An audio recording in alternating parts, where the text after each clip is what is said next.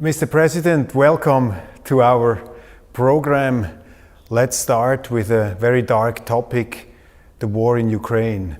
You had a TV interview recently where you said we're probably entering a situation which could be worse than World War II. How concerned are you at the moment about the escalation in Ukraine? It's a different approach from my side than the approach of many other bigger and more important leaders, because I would like to see the peace, and most of the others would like to see the victory for one or another side. And when you have that kind of a different approach, then everything else is different. And but when you wish a peace, then you can easily puzzle all the problems we are facing with. And when you have this type of narrative and rhetoric, which is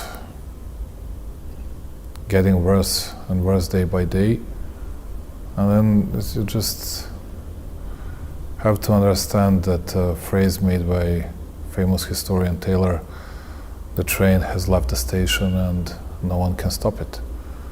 And it looks like that, and I believe that we are getting close to the last days of possible rethinking and reconsidering of everything that is happening in Ukraine. If those big powers don't do anything in a short period of time, yes, I'm pretty much certain that we'll face a real disaster. We see that the United States, Germany have said that the Ukrainians can attack targets on Russian territory. The Western media are not so concerned. They say, well, President Putin is bluffing when he says there will be consequences. What do you think? Where are the red lines of President Putin? When is the West overstepping the red line? If you bet on a fact that someone is bluffing, it means that you have no better cards. But you just believe that the other side has weaker cards, and you're not sure about it because you don't know and you didn't see his or their cards. And to me, would have always been very cautious and prudent when assessing Putin's will or Putin's possible future moves, and wouldn't be that sure. Of course, I cannot be in his shoes. I don't see things through his eyes, but I believe that this will just contribute to the further deterioration of the situation. This won't help anyone. This will just deteriorate the situation. Leaders in Germany, even politicians in Switzerland, leaders in the United States, they say, well, Putin, he's an imperial dictator. He starts with Ukraine and then he attacks other countries. The German military minister has just expressed that Putin had explicitly said he will attack other countries. You know the Russian president, is that his agenda? Is he an imperial conqueror? Is that the reason for this war? I see things slightly differently. What I believe is that first of all, we condemn that incursion and intrusion into Ukrainian territory, as you know, as a country, as a state. But it's more complex and it's much more complicated. And if you want to make this kind of equations, and then my question would be, what did you do with Serbia in 1999 and 2008? and then there are no responses. And you saw that Putin was using that Kosovo precedent in his recent statement as well. And there are no responses to that. The only response he got even from Angela Merkel, okay, it was a bloodshed that lasted for almost 8 years in Kosovo, which is not totally right and not totally true. But at the end, Putin was saying, but yeah, it was not happening. It was not like happening in Donbass as well. And now it's a big political fight because Putin will always use this Kosovo precedent, which is not good for us Serbs. But if I were him, would have done most probably the same. Why would I care too much about Serbs in Serbia? I would do it because it's in the interest of Russia. And there is no proper response from the other side, speaking about international public law and things that some countries did or did not do in accordance, in adherence with UN Charter and UN resolutions and international public law in general. What is complicating the situation even more is that everybody is speaking only about war. Nobody wants to reach the peace. Nobody speaks about peace. Peace is almost a forbidden word. And please notice this. Because they say we need to win in order to secure future peace, but nobody's speaking about a peace, and then okay, you negotiate it. But you have the other side. You have to have the other side on the table as well. It's it's very strange to me that no one is actually attempting to stop the war. There is another theory, which I can understand, which I don't say that I do approve, but I understand that West thinks that they can win easily against Putin. They want to exhaust him in Ukraine, and then they will enter the space, and then Russia in today's territory and shaped like it is today won't exist anymore, and Putin will be overthrown and everything else. Yeah, maybe that's possible, but do you think that is possible? Is it possible to use I Ukraine to weaken Russia? Well, it weakened Russia anyway, but is it enough to destroy Russia and to overthrow Putin? I don't believe so. I don't believe so. And I believe that I cannot say they overestimate themselves. I believe they underestimate Russia and Putin. How do you explain the mood in countries like France, Germany, United States? Most part of the media, the mood is confrontation. We have to do more. We have to bring in more weapons. Everybody is saying that in the media and political mainstream. How do you explain that, this kind of war enthusiasm, to call it, to use this word?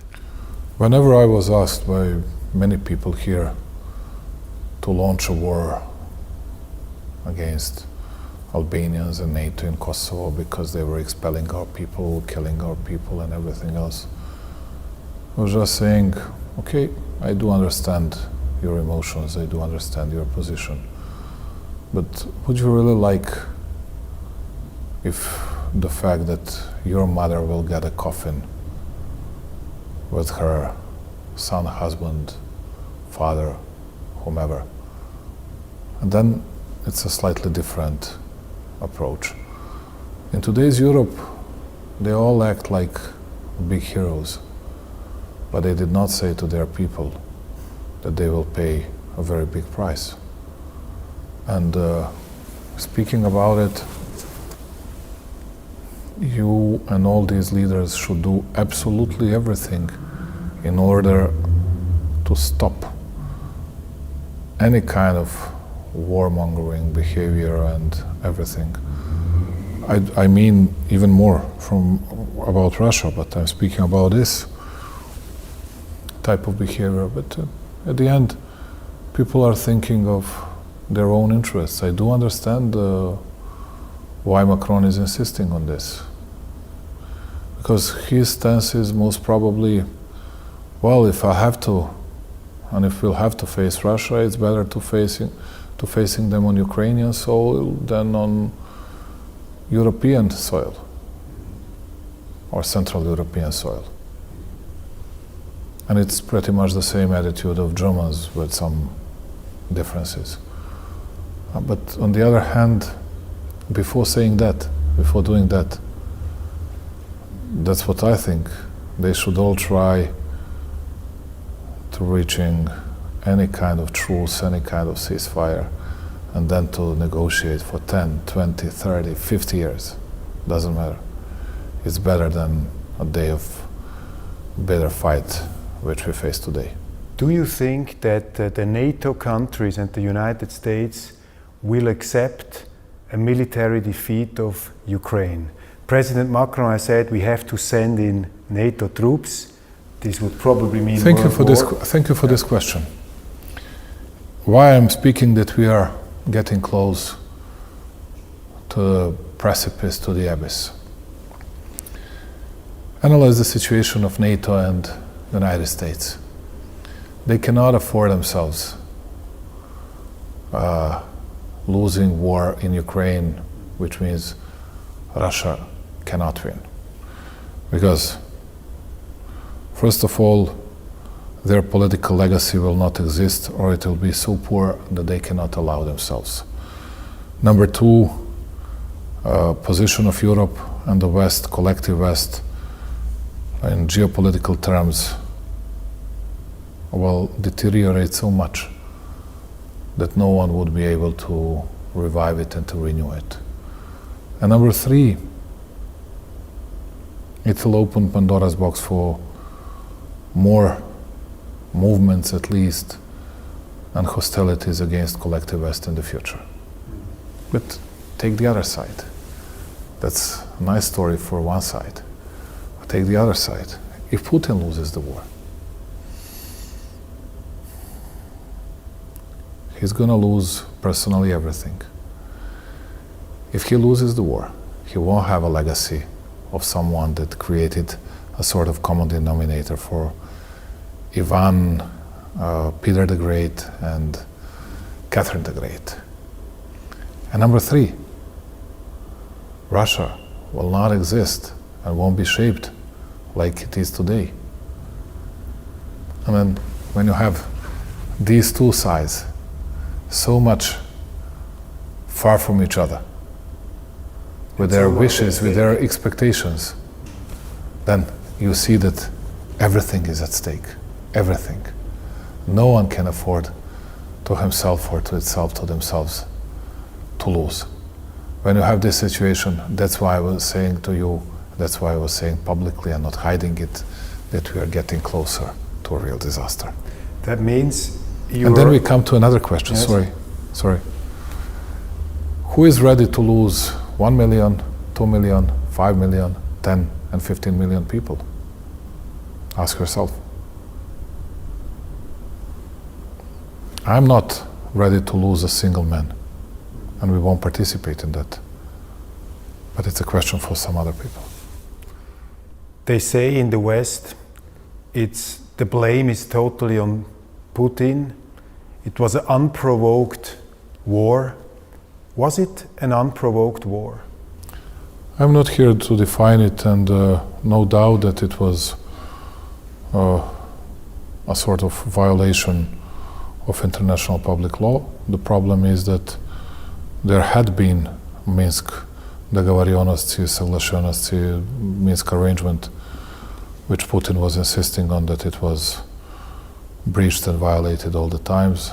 But anyway, my question is, why were you not so strict when we had a similar situation in Serbia? Double standards.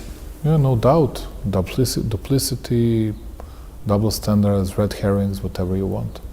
I thought... No doubt about it. Do you see a streak of, I don't use this term often, a streak of racism? I was always thinking that there is some kind of anti-Slavic impetus in this confrontational mood on the side of the West against Russia, that there is this old, ingrained instinct that the West looks down on the East. Is this a factor in this whole absurdity? I'm the president of the country and I cannot make this kind of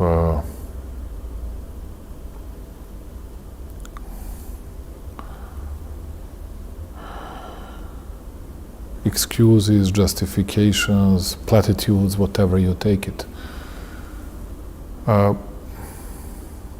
can say there are some old alliances that are renewed and something that was broken as well, but Ukrainians are Slavic people. Serbian language is very similar morphologically and phonetically speaking with Ukrainian language. More people here speak Russian than Ukrainian, but Ukrainian language is more similar to Serbian language than Russian language. And I think it's a disastrous situation for the Slav people altogether. We were very close at the peace agreement in spring 2022. There is a book now coming out in our company by a Swiss diplomat who was involved in Ankara in these negotiations on the side. And he writes in his book that Ukraine and Russia were so close at an agreement, and it was positively the intervention of the United States and by Boris Johnson, who said, no, we don't want this peace. Do you think that is true? And second, what is the agenda of the United States? Do you really think that they want to go to the end to weaken Russia strategically? Well, big powers, they have their interests. Of course, there is no love. And if they see someone as a security threat, if possible, they would go by the end. But I believe that was a wrong assessment. Although they might believe differently, because they can say, okay, we weakened them very much and they lost people's power, they lost many things.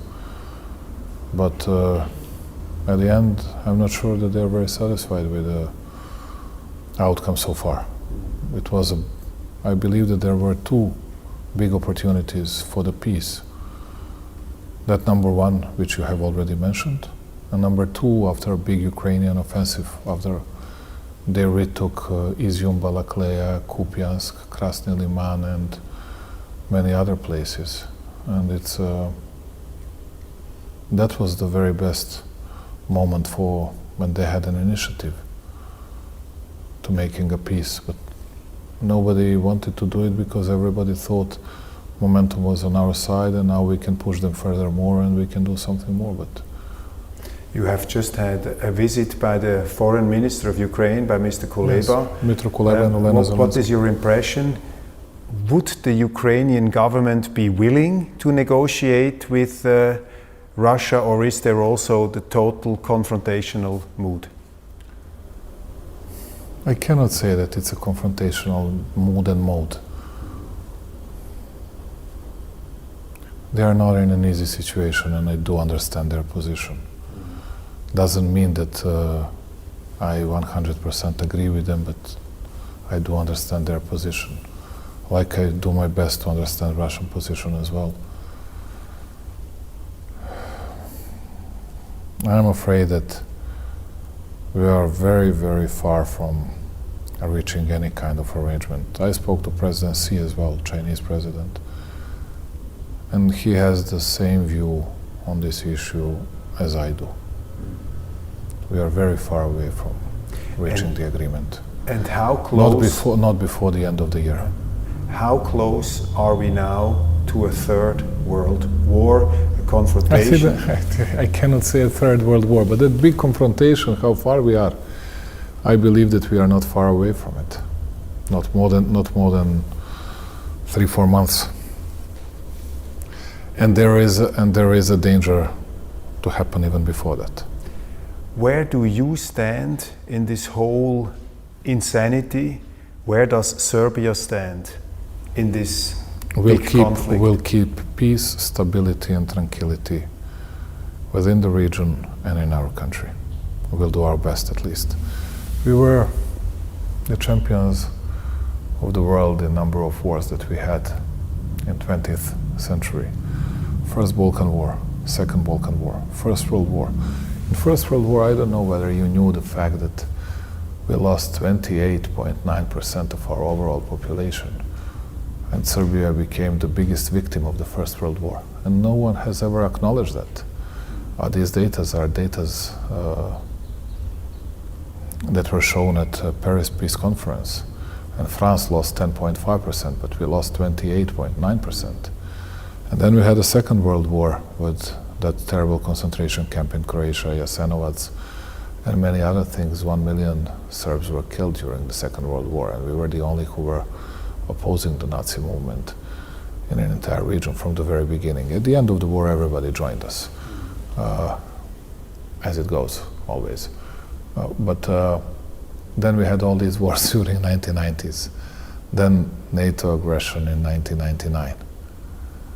And after all these wars, my big dream is to preserve the peace here and stability, and will do my best to keep the country safe and stable. That's why I'm very cautious, very prudent on every single statement against anyone, you know. I don't fight with anyone, just keeping tranquility, and that's it. And the vocabulary is very crass. The vocabulary is very tough on all sides, especially also on the European side. Will you participate in this conference in Switzerland? Do you think this is a good conference without the Russian side taking place? I have discussed that with Volodymyr. I was discussing it with Chinese. We still haven't made our decision, but we'll see. We'll see what level, who might come, who might not come. We'll have the decision in a few days. But I would like to see both sides around the table, to be very honest. Do you have an explanation why we are living in such crazy times right now? I think this is the craziest period. It's easy, dear friend, to see it. You have totally different interests. You have conflicting interests of big powers. There is a big power on the rise, which is China, which has a lot of conflicting interests with the United States of America. US and Europe, let me call it collective West, would like to preserve everything they worked for, everything they had in last 300 years, and the other people are seeking for, from their point of view, more justice, more equal world, and with the wish of preservation and desire of change, have to conflict, and totally different economic and political interests. And the world is changing, although we don't want to accept it and we don't want to admit that, but it is changing on a daily basis and much faster than ever before. And when you have this kind of conflicting interests, then contradicting interests, then you get close to big clashes and to big wars. And I don't see the way how someone can stop it. And would like to see that more than anything else, to tell you the truth. Today I was checking all the data about our reserves on oil, I don't know, even from flour to sugar to salt to everything else, because I don't know what tomorrow will bring to all of us.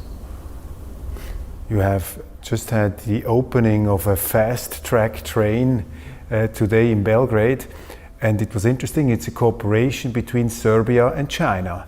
And Serbia, if I'm correct, is trying to have a balanced foreign policy. You work together with everybody who is willing to work with you.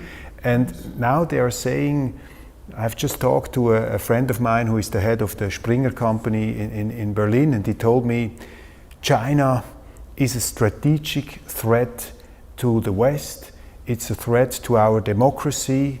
We have to contain China because their political system is totally different from ours. This is a mindset, of course, he's not alone. You have good experience. What do you say about this China? If I may add, dear friend, there are many people in the West that are doing their best to produce as many adversaries and as many enemies as no one could have imagined so far. And it's yes, we have had so far a very good relationship with Chinese, and I'm proud of that, not hiding it, as you can see. But we bought firstly, and the biggest number of trains we bought from Switzerland, and we are still buying from Stadler, but we need more trains. And we bought also Chinese trains, and we are good friends with them, and we don't see any kind of danger, and they're not going to put us in any kind of jeopardy. We're going to use, before we enter the EU, and nobody knows when this will happen or will it happen, we're going to use free trade agreement with China, with Egypt, with United Arab Emirates as well. My job is to take care of this country, to take care of our people. You could have seen a lot of developments that Belgrade became a city of cranes here in the region, maybe the only one, with the biggest progress and the best development. Let me tell you just one example. Make a comparison between Serbia and Bosnia. When I became the Prime Minister 10 years ago, an average salary in Serbia was 329 euros. In Bosnia, 378, which means 50 euros bigger, which is 16-17% more. Now, an average salary in Bosnia is 650 something, and in Serbia is 830, just in 10 years. And the level of public debt to GDP ratio in this country is less than 50%. And we are part of Eurostat, just for you to know. The others are not.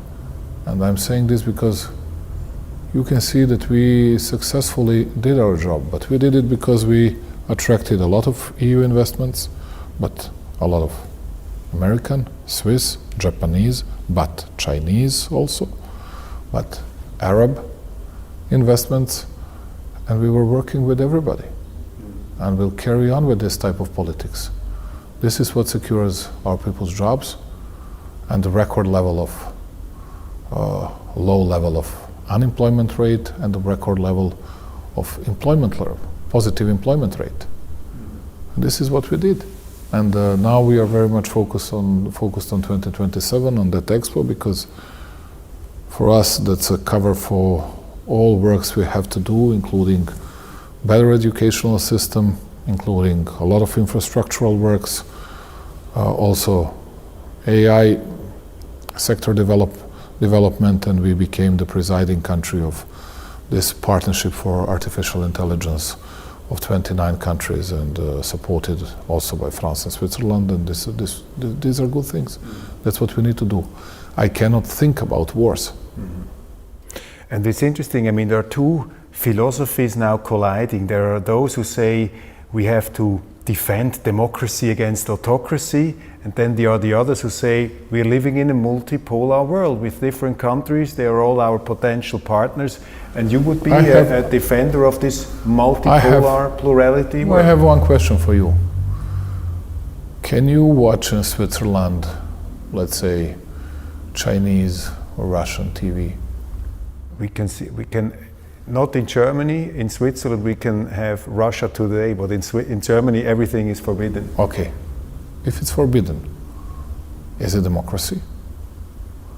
And in Serbia, you can watch Ukrainian TV, Russian TV, Chinese TV, but also American TVs, Brits, Swiss, French, German, whichever you want. That's your choice. Who is defining what democracy is? Or we, you know, when I was very young, almost a kid, and I was very bad in drawing, painting, whatever. I was like totally untalented. And then I drew a horse. The horse didn't look like a horse. I had to make an inscription down there saying this is a horse. And that's what they do today, you know, when nobody sees that there are democratic forces, they say we are democracy, you know, and you are not, you know, and that's it, you know. It's like, just let me remind you on stupid stories about election frauds in December in Serbia. And I said to you and I said to them, there was no election fraud, we're going to win with bigger margin, with bigger difference. And now we had elections, repeated elections, and we won with much bigger margin. And what about election fraud? Everybody forgot about these stupid stories. And nobody is commenting it even furthermore. But I'm telling you, it's here in this country you can say whatever you want. I'm the most attacked person. If that's not democratic enough, would like to see these kind of channels in their own country, but I don't see them. But it's, you know, like, it reminds me, it recalls my memory from my childhood and that horse that I wanted to draw.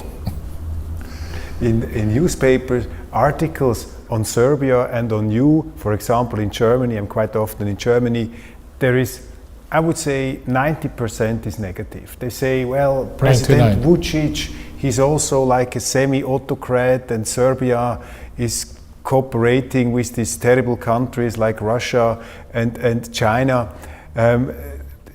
What would you say to these critics if they were standing in this room here and you know, talking down on your country? I would say yes, I do understand their interests, but I know that we keep our word. When we discussed lithium issue, we promised to Germans that we'll work with them, and we'll work with them, doesn't matter what they do with us. But my question to you is, what they would say to someone who would have taken 13.5% of their territory. And they did it with our territory. And this is true. And in a totally illegal way. They would say it's not illegal, but I say it's illegal, and it's obvious for everybody that it was illegal. And I believe that we are very tolerant, very patient, and well-mannered when we discuss and when we speak about our attitude and our stances towards them. Speaking about democracy and autocracy, yeah, we'll have some other questions, but I'll skip it now because I don't want to put in danger an interest of Serbian people. Don't care about myself, but need to care about my country. What would you say, I mean, according to you, what does Serbia stand for in the world? I mean, if you would say Serbia has a message to the world, what would you say is Serbia? We are an independent country, sovereign country that stands for peace, that stands for real values, which includes the respect for differences and different approaches of different countries. And we are a country that would like to cooperate with everybody in the world. And we are on our EU path, but yes, we have our own brain, and we decide by ourselves not to disconnect all our ties with our traditional friends, and we won't do it. And yeah, we are obstinate, we are stubborn from time to time in order to keep our freedom on making decision, and we'll keep on working that way. And at the end, we are very much committed, dare to say devoted, in economic progress of our country, and we do it successfully. In this region, we became an engine of an entire region. Just for you to know, Serbia in last 4 years attracted more than 62% of overall Western Balkans FDIs. We are 50% of overall Western Balkans GDP, 55% of overall Western Balkans export. Well, it was not the case 10 years ago. Now it is. And this kind of gap between us and the others will grow. What are the in your eyes, the foremost qualities of Serbia and the Serbian people? Is there something that makes you particularly proud about your own country? Where would you say this is an achievement the world doesn't see, which is really great, what we have done?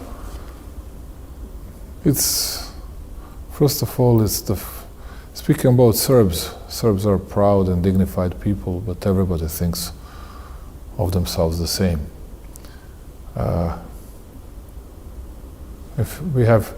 There is one good thing and one bad thing about us. We have great individuals in all different kinds of social spheres, from scientists and scientists as individuals, to cultural life, sports, everything else. But when we come to collective approach and collective successes, we are much worse than many others. That's why you have Serbs like Nikola Jokic, 3 times MVP in NBA. That's why we had Nikola Tesla. He was 100% Serbian, of course, then American citizen. From Mikhailo Pupin to Novak Djokovic to many other people. And it's because we are persistent, consistent, but we always lack a system. And we always thought that the talent was enough, which is not. Now I believe that we started changing our own mindsets, and I really believe in a very hard work, dedicated, systemic and systematic approach. That's what I believe in. But what we'll never give in, it's our freedom, it's our independence, and we are not puppets of anyone. No one can dictate us what we're gonna decide on each issue.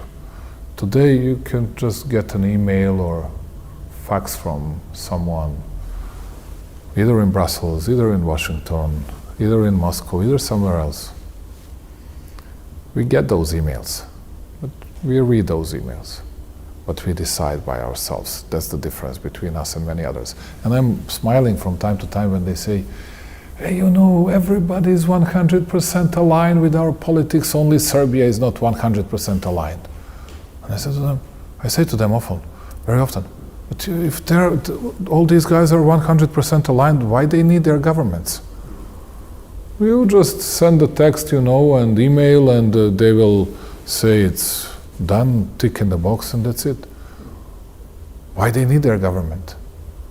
We believe that we should make decisions, you know, even in Switzerland from Landsgemeinde Institute. You were taking care of your rights, of everything, and making decisions by yourselves. We are, at least on that point, relatively similar. How do you see the future of Europe and the future of the European Union? I mean, there are so many problems. We have now migration, we have the problem of Islamism, for example. I won't put in jeopardy position of Serbia, and will be very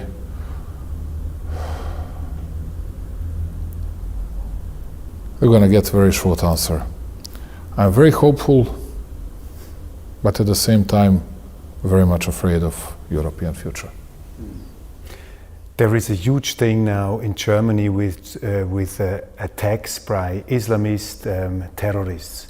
Serbia has been for centuries, you can say, on the front line of the defense as a Christian country against the Muslim aggressors. You know, you have fought here since many centuries. What's your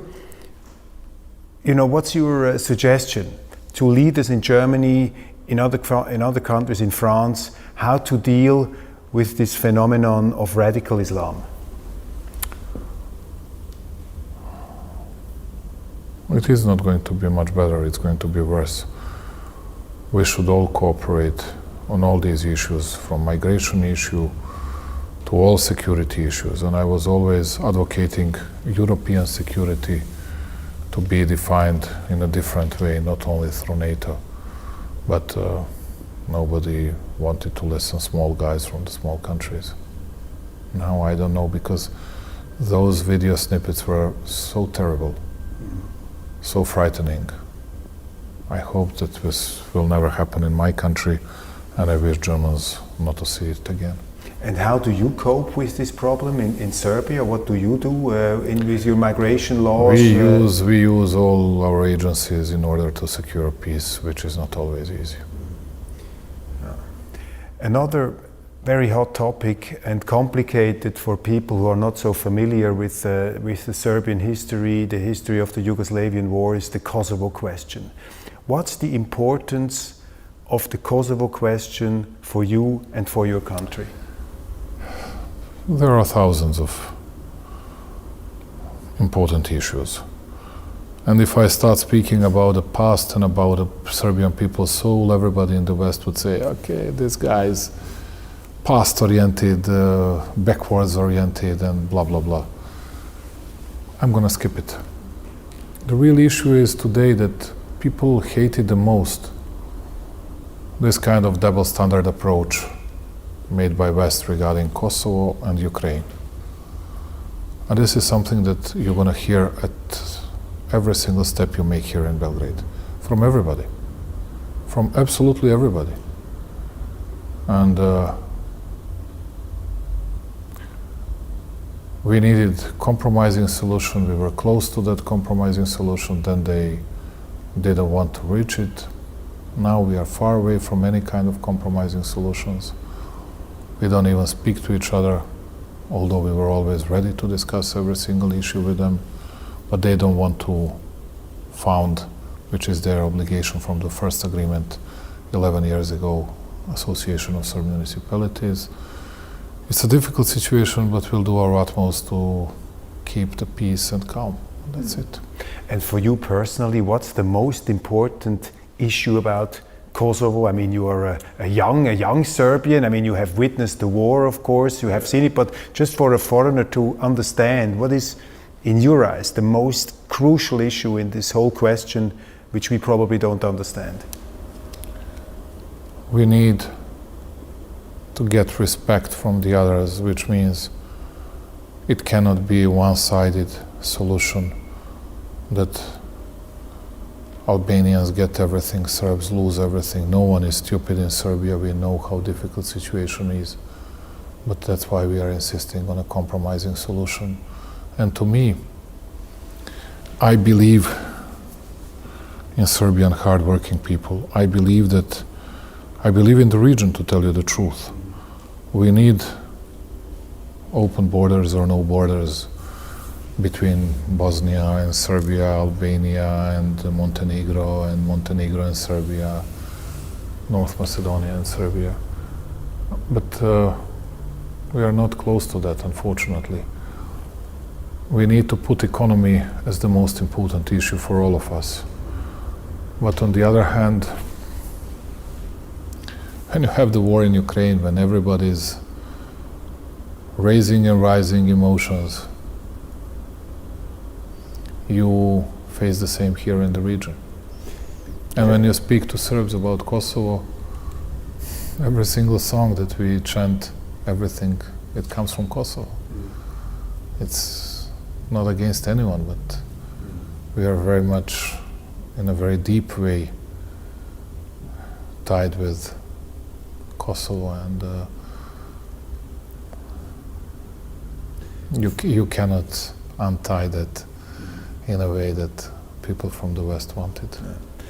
Before we try to find some optimistic beams of light at the horizon, we have to talk about one issue which is also extremely complicated, the war in Gaza.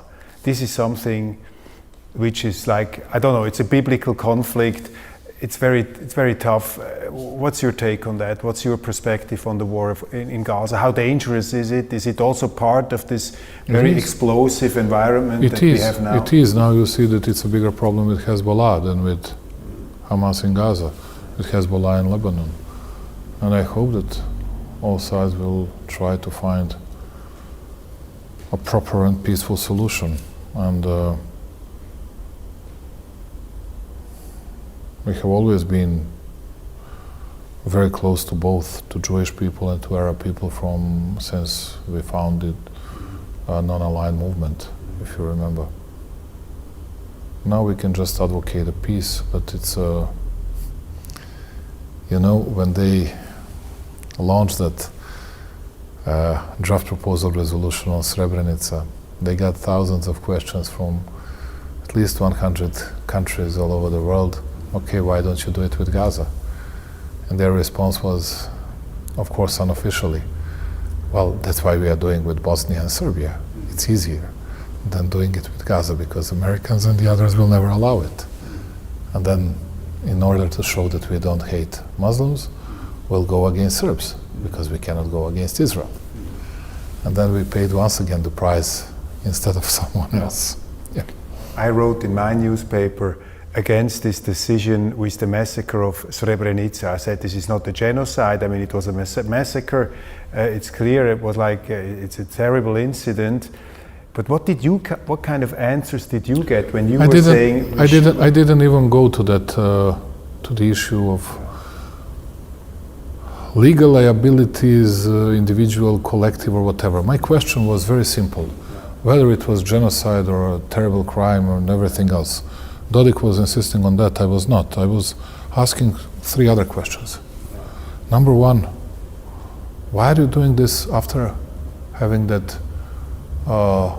resolution on all genocides in general from 2015? Why are you doing this in a very particular moment?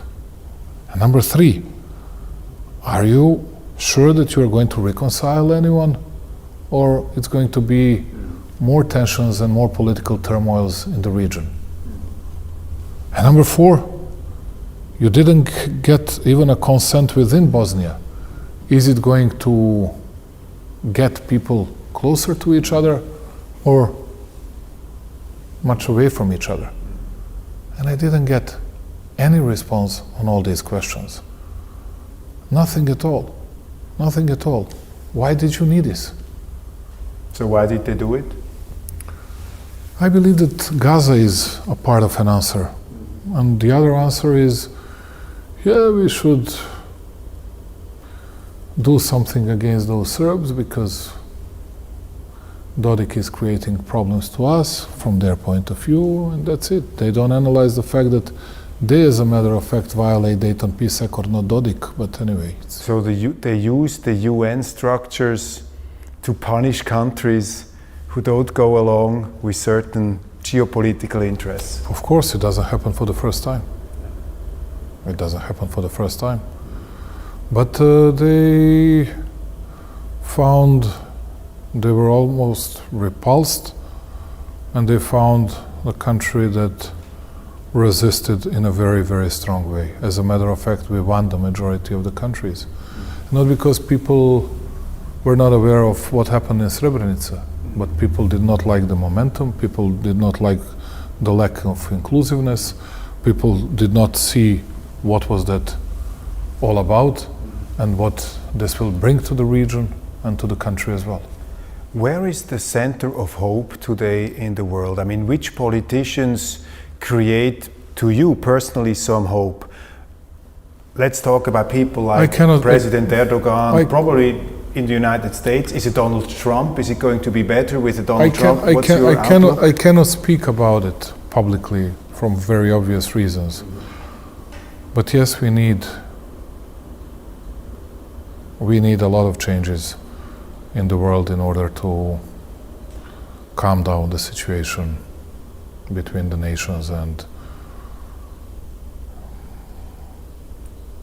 between different countries, and it's of an utmost importance, and it's high time. What is the importance of religion in these days? In Europe, religion is dying in Western Europe, and you have all these new religions, climate religion, woke religion, all this stuff. What is the importance of religion, and how dangerous are these new religions that are popping up? People were modern, urban, fashionable if they were becoming agnostics and atheists, but now I can say that I'm becoming at least a bit more religious, although I'm not an example of a very religious man. But I'm totally anti-woke oriented, and I cannot believe that these values are going to be the values of contemporary world. And I believe in tradition, I believe in rational conservatism and economic liberalism and modernism. And where does Switzerland stand in your view of the world? Serbia and Switzerland have long-standing relationships. What's your take on Switzerland? It's an important country, and we would like to see bigger role of Switzerland, but also more objective approach to the situation, at least here in the Balkans. I'm not going to teach anyone anything about anything else because they are much smarter than I am. But on the Balkans we saw a bit one-sided approach. Anyway, we have developed very good relationship and we'll do our best to make it even better. And my final question is a personal question to you, Mr. President. Thanks for your time again. What's the most important thing in the life of a man? His legacy, what will happen after his life. Thank you very much. Thank you very much.